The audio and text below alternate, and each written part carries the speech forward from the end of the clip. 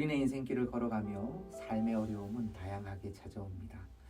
삶의 어려움이 전혀 없다고 하는 분들은 아마 과장하여 이야기하는 것이리라 생각합니다. 이제 태어난 아기부터 마지막 호흡을 힘겹게 하는 인생 모두에게 크고 작은 어려움이 없는 삶은 이 땅에 전혀 없습니다. 그리고 때로는 너무나 감당하기 큰 어려움, 칠흑같이 어두운 동굴 안에 있는 것 같은 심각한 고난을 당할 때도 있지요. 그때 우리의 몸과 마음은 물처럼 바닥에 쏟아지는 것과 같은 경험을 하게 됩니다.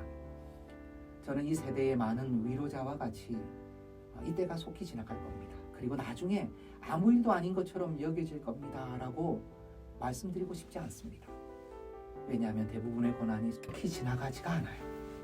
그리고 이후에는 우리의 몸과 마음에 깊은 상처를 남기기도 합니다. 물론 그러나 이 문제가 속히 해결되기를 원하시지요. 맞습니다. 그런데 저희의 경우 한 문제가 해결되고 나면 또 다른 문제가 저에게 다가왔습니다. 그 문제를 힘겹게 해결하고 나면 더 큰 문제가 또는 이전의 문제가 다른 형태로 다시 덮쳐왔습니다.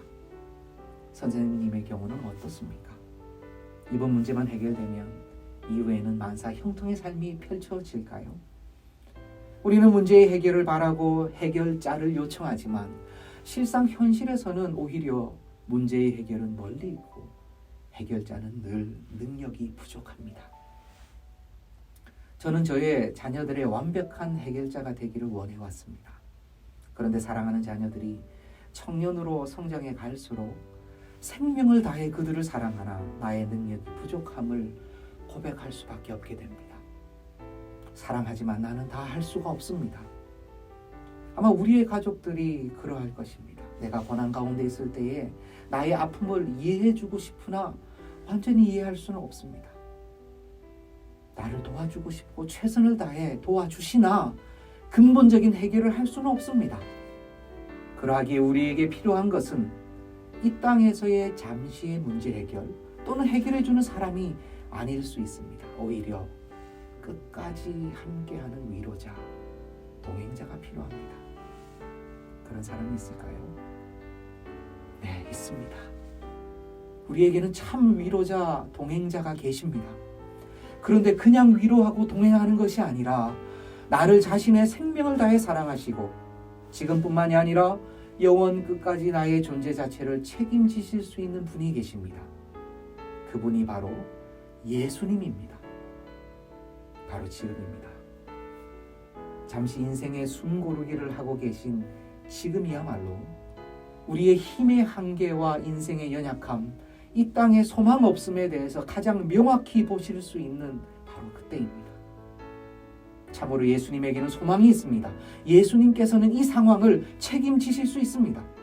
성경은 우리 주 예수 그리스도의 아버지 하나님을 찬송하리로다.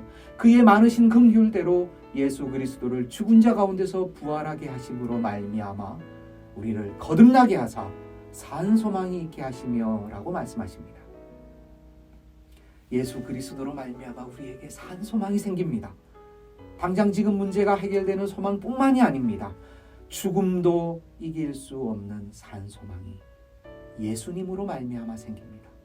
영원토록 우리와 우리 가정을 책임지고 싶어 하시는 예수님께서는 이미 오래전부터 우리를 다양한 방법으로 부르고 계십니다. 지금 그분을 만나시기를 바랍니다. 지금 예수님의 은혜 가운데 거하시기를 바랍니다. 놀라운 일들이 일어날 것입니다.